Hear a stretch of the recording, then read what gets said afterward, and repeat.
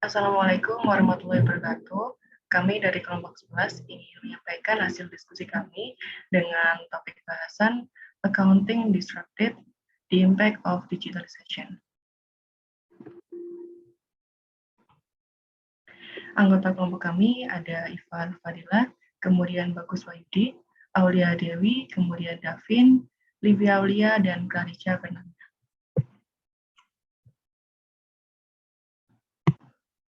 Baik, untuk bagian pertama, forces impacting accounting information.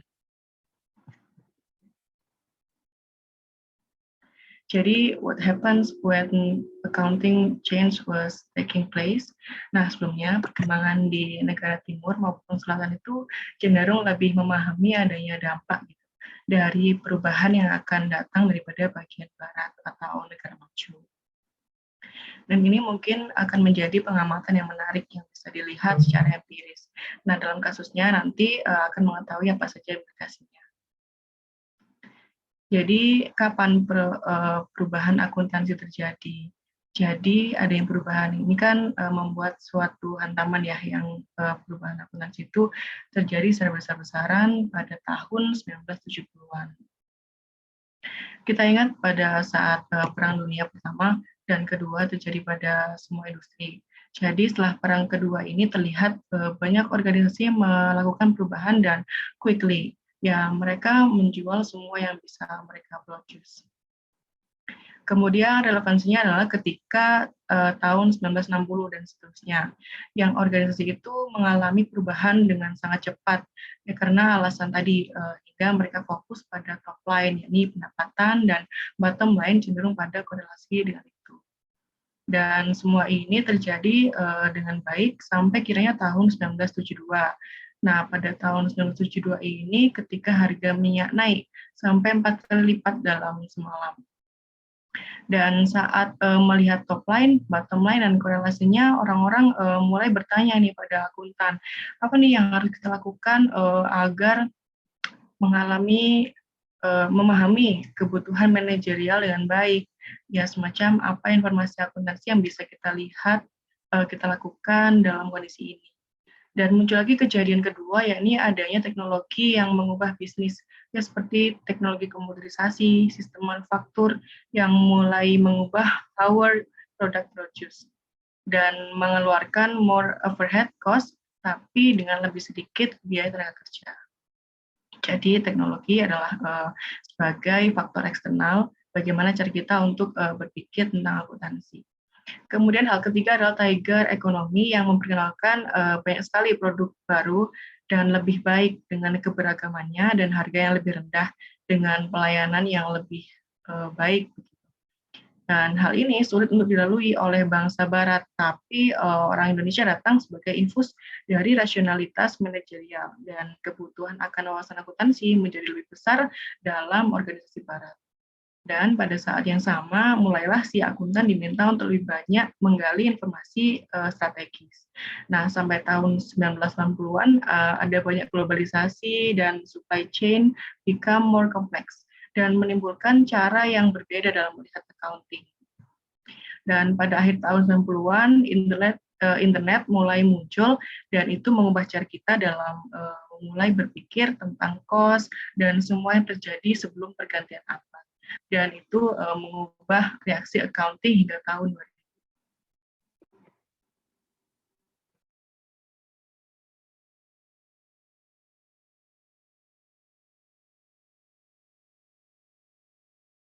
Lalu things that impact to accounting ya, yang pertama itu demografis dan externalization, yaitu adanya perbedaan demografis umur antar negara berkembang dan negara maju.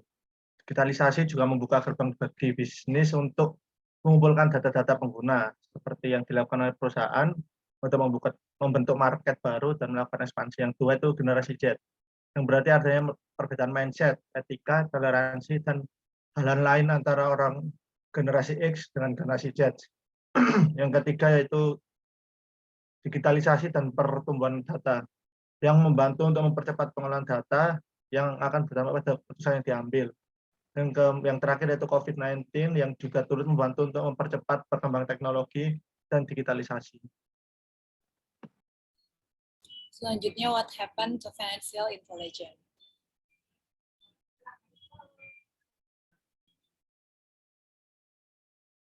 Menurut American Accounting Associate, pada tahun 1966, akuntansi adalah proses identifikasi, pengukuran, dan pengomunikasi informasi ekonomi agar pengguna informasi dapat membuat keputusan. Ini berarti akuntansi memang berfokus pada transaksi masa lalu. Namun di era digital, karena data telah terstruktur, maka tidak perlu berfokus pada transaksi masa lalu saja. Namun lebih berfokus pada analisis prediksi masa depan. Sebenarnya accounting itu 3, economic transaction, accounting data, lalu menjadi financial information. Dari situasi saat ini terdapat 3 poin penting, yaitu data, learning, dan action. Sering kita ketahui keputusan investor itu dibuat berdasarkan transaksi keuangan, data akuntansi, dan informasi keuangan. Oleh karena itu, terkait dengan yang telah dijelaskan saya tadi, investor sekarang juga akan mempertimbangkan analisis prediksi pada masa depan, atau yang sering kita sebut yaitu going concern. Untuk di masa kini, pembelajarannya itu tadi ada pembelajaran tindakan dan data dalam perusahaan besar, di mana data yang ada juga besar. Maka proses pembelajaran juga akan sangat besar, sehingga tindakan yang akan diambil akan mempertimbangkan pembelajaran tersebut, dan dari tindakan tersebut akan dihasilkan data.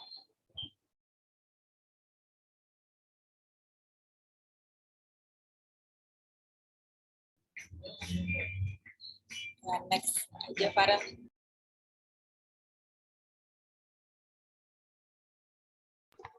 Selanjutnya, execute actions in digitalizing enterprise. Nah, tindakan yang harus dilakukan akuntan adalah melihat transaksi beberapa data, kemudian diubah menjadi semacam laporan keuangan, kemudian dapatkan lebih banyak data, lalu membuat keputusan dari data tersebut, yang disebut siklus perencanaan dan kontrol yang diberikan akuntan kepada manajer, investor, otoritas pajak, dan lainnya. Tapi saat ini banyak analisis berbasis mesin, dan analisis tersebut menghasilkan data di mana akuntan terlibat. Jadi kemajuan teknologi memberikan informasi yang harus dipahami oleh akuntan sebelum diubah menjadi laporan keuangan. Nah, mesin dapat membuat keputusan yang menghasilkan lebih banyak data yang dianalisis oleh machine action. Ini memberitahu bahwa penerima informasi memerlukan sesuatu yang berbeda dengan apa yang telah diberikan akuntan, juga memberitahu bahwa sangat banyak keputusan yang tidak akan diambil oleh orang, tetapi mereka akan tetap diambil oleh mesin. Nah, mesin tidak memerlukan format khusus untuk disederhanakan, dan ini kemudian mengubah pekerjaan akuntan yang membuat keputusan dan jenis format informasi apa yang harus disajikan, semuanya berubah dengan sangat cepat. Next. Selanjutnya, recall BCG. Nah, pada gambar matriks BCG ini untuk ekonomi tradisional, yang pertama sendiri ada cash cows, yang dimana pangsa pasar tinggi tetapi tingkat pertumbuhannya rendah. Di sini paling menguntungkan. Kemudian yang kedua ada stars. Nah, di sini pangsa pasar tinggi dan tingkat pertumbuhannya tinggi. Persaingannya juga otomatis tinggi. Kemudian ada question marks, yang dimana pangsa pasar rendah dan tingkat pertumbuhannya tinggi. Di sini ketidakpastian. Kemudian yang selanjutnya ada dogs. Di sini pangsa pasar rendah dan tingkat pertumbuhannya rendah. Kurang menguntungkan atau bahkan mungkin profitabilitasnya negatif. Hal tersebut tidak berlaku atau tidak relevan dalam era ekonomi digital, karena dalam era ini pasar bertumbuh dengan sangat pesat. Nah, yang selanjutnya ini mengenai hal apakah yang masih berguna dalam era digital ekonomi, yaitu pemahaman mengenai perilaku biaya. Hal ini akan memberikan pemahaman bagi kita tentang volume yang tepat untuk mencapai tingkat profitabilitas tertentu. Selain itu, pemahaman mengenai penerapan activity-based costing juga perlu ditingkatkan, karena nilai activity-based costing pada era digital menjadi lebih rendah dibanding pada era fisikal. Selain itu, kita juga perlu untuk mempelajari tentang produksi kumulatif yang dijalankan oleh sebuah perusahaan. Karena dengan begitu, kita dapat menyempurnakan proses produksi tersebut mengurangi biaya pada aktivitas, dan membuat proses produksi menjadi lebih efisien dan lebih ekonomis. Selanjutnya, pada era ekonomi digital ini, sesuatu yang menjadi sangat penting adalah nomor satu, yaitu data. Baik yang dihasilkan oleh mesin maupun yang dihasilkan oleh pihak eksekutif. Dengan adanya data-data tersebut, kita dapat mempelajarinya, termasuk learning, dan menghasilkan data-data baru yang relevan.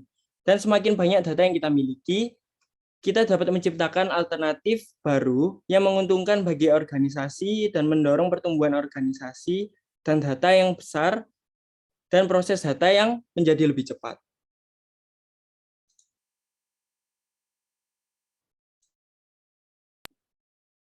Selanjutnya saya akan menjelaskan mengenai what about strategy.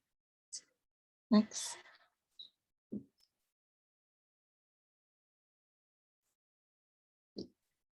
Di era digitalisasi, data menjadi fokus penting dalam strategi yang sama pentingnya dengan operasi, dan kedua aspek tersebut saling berkesinambungan.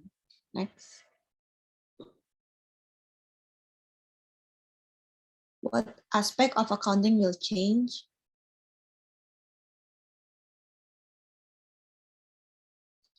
Bahwa setiap aspek dalam akuntansi akan berubah. Yang pertama ada costing and reporting, lalu yang kedua ada performance evaluation, yang ketiga ada auditing and assurance, yang akan sangat besar perubahannya dalam teknologi, dalam fitur-fiturnya. Lalu selanjutnya ada capital budgeting, strategi input, dan kualitatif analisis. Perusahaan akan lebih berinvestasi dalam data untuk membuat strategi dan keputusan di masa yang akan mendatang.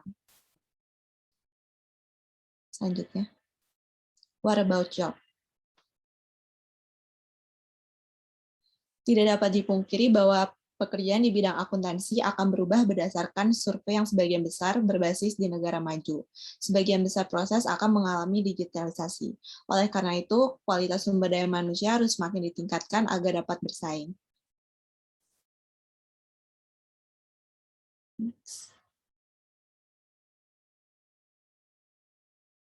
Sekian presentasi dari kelompok kami, kurang lebihnya. Mohon maaf, wassalamualaikum warahmatullahi wabarakatuh.